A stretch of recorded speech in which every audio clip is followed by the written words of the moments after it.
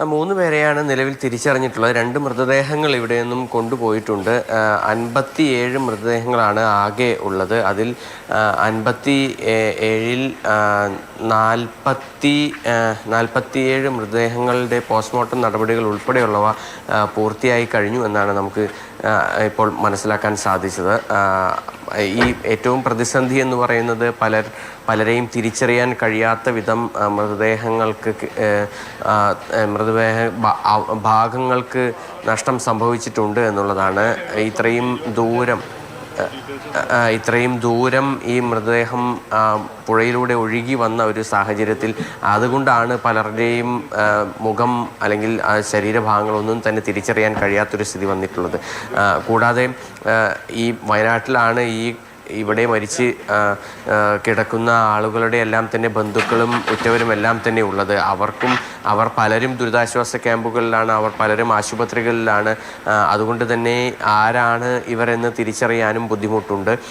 പ്രദേശവാസികളും അതിനോടൊപ്പം തന്നെ സന്നദ്ധ സംഘടനകളിലും എല്ലാം തന്നെ ഒത്തുചേർന്നുകൊണ്ടാണ് ഈ തിരിച്ചറിയാനുള്ള നടപടികൾ ഇപ്പോൾ പുരോഗമിക്കുന്നത്. പലതരത്തിലുള്ള ഹെൽപ്പ് ഡെസ്കുകളുണ്ട്. സർക്കാരിൻ്റെയും സന്നദ്ധ സംഘടനകളുടെയും എല്ലാം തന്നെ ഹെൽപ്പ് ഡെസ്കുകളെല്ലാം തന്നെ ആ പ്രവർത്തനം ആരംഭിച്ചിട്ടുണ്ട്. അവിടെ നിന്നും മുൻപുള്ള ഫോട്ടോകൾ അയച്ചു കൊടുക്കുന്നു. അതിനുശേഷം ഇവിടെ ഉള്ളവർക്ക് ആ ഫോട്ടോ നൽകിയ ശേഷം അത് തിരിച്ചറിയാൻ കഴിയുന്നവരെയാണ് തിരിച്ചറിയാൻ ശ്രമിക്കുന്നത്. പക്ഷേ പലപ്പോഴും അത് ഒരു പ്രതിസന്ധിയാകുന്നു എന്നാണ് ഇന്നലെ ഈ രക്ഷാപ്രവർത്തനം നടത്തിയവരെയും ഈ ഹെൽപ്പ് ഡെസ്കിലെല്ലാം തന്നെ പ്രവർത്തിക്കുന്നവരുമായും എല്ലാം തന്നെ നമ്മൾ സംസാരിച്ചപ്പോൾ മനസ്സിലാക്കാൻ സാധിച്ചത്.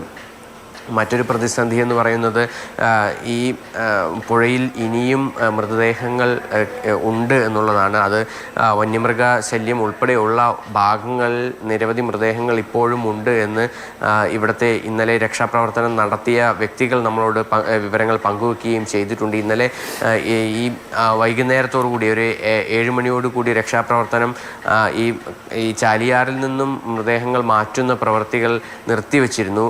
കാരണം ഈ മേഖലയിൽ, പോത്തുകൽ മേഖലയിലെല്ലാം തന്നെ വന്യമൃഗശല്യം ഉള്ള ഒരു സാഹചര്യത്തിൽ അങ്ങോട്ടേക്ക് മറ്റ് മുന്നൊരുക്കങ്ങളൊന്നും തന്നെ ഇല്ലാതെ പോകുക അത് വെല്ലുവിളി നിറഞ്ഞൊരു കാര്യമാണ്. അതുകൊണ്ട് തന്നെ ഇന്ന് അതിരാവിലെ തന്നെ ആ തിരച്ചിൽ പുനരാരംഭിക്കും എന്നുള്ളതാണ് പോലീസ് ഉദ്യോഗസ്ഥർ വ്യക്തമാക്കിയത്. SP ഉൾപ്പെടെയുള്ളവർ ഇന്നലെ വ്യക്തമാക്കിയത് അതാണ്. ഇന്ന് പ്രത്യേക സംഘം, അതായത് ഈ കാട്ടിനുള്ളിൽ ഉൾപ്പെടെ തിരച്ചിൽ നടത്തുന്നതിന് വേണ്ടിയുള്ള പ്രത്യേക സംഘത്തെ എത്തിക്കും. ആ സംഘം ഇന്ന് അതിരാവിലെ തന്നെ ഈ തിരച്ചിൽ ആരംഭിക്കുമെന്നുള്ളതാണ് നമുക്കറിയാൻ കഴിഞ്ഞത്. 7 മണിയോടുകൂടി തന്നെ ആ സംഘം പോത്തുകലിലെത്തി അവിടെ തിരച്ചിൽ ആരംഭിക്കുമെന്നാണ് ഇന്നലെ SP വ്യക്തമാക്കുകയും ചെയ്തിട്ടുള്ളത്. എന്തായാലും വിവരങ്ങൾ നൽകിയത്. ലിഷോയ് നിൽക്കുന്നത് നിലമ്പൂർ സർക്കാർ ആശുപത്രിയിലാണ്. വയനാട് ഈ ഉരുൾപൊട്ടലിനെ തുടർന്ന് ചാലിയാറിലൂടെ കൂടുതൽ മൃതദേഹങ്ങൾ ഒഴുകിയെത്തി അത് നിലമ്പൂർ സർക്കാർ ആശുപത്രിയിലേക്കാണ് എത്തിച്ചിട്ടുള്ളത്. അവിടെ നിലവിൽ 57 മൃതദേഹങ്ങളുണ്ട്. ഇതിൽ 47 പേരുടെ പോസ്റ്റ്മോർട്ടം നടപടികൾ പൂർത്തിയായി. 3 പേരെയാണ് തിരിച്ചറിയാൻ കഴിഞ്ഞിട്ടുള്ളൂ.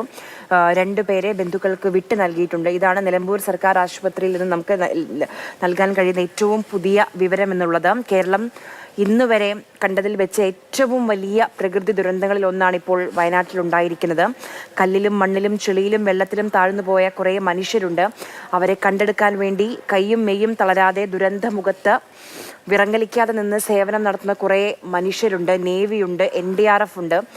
ആ മനുഷ്യർ തന്നെയാണ് നമ്മുടെ നാടിൻ്റെ കരുത്തെന്ന് പറയുന്നത്. കുത്തിയൊലിക്കുന്ന മലവെള്ളപ്പാച്ചിലിനെ മറികടന്ന് താൽക്കാലികമായ പാലമൊക്കെ നിർമ്മിച്ച് താറുമാറായ വൈദ്യുതി ബന്ധമൊക്കെ എത്രയും പെട്ടെന്ന് പുനഃസ്ഥാപിച്ച് അടിയന്തര ചികിത്സാ സംവിധാനങ്ങൾ ഒരുക്കി മനുഷ്യസാധ്യമായതിനും അപ്പുറം ചെയ്ത് അവർ മുന്നേറുകയാണ്. ഈ നാട് അതിജീവിക്കുക തന്നെ ചെയ്യും.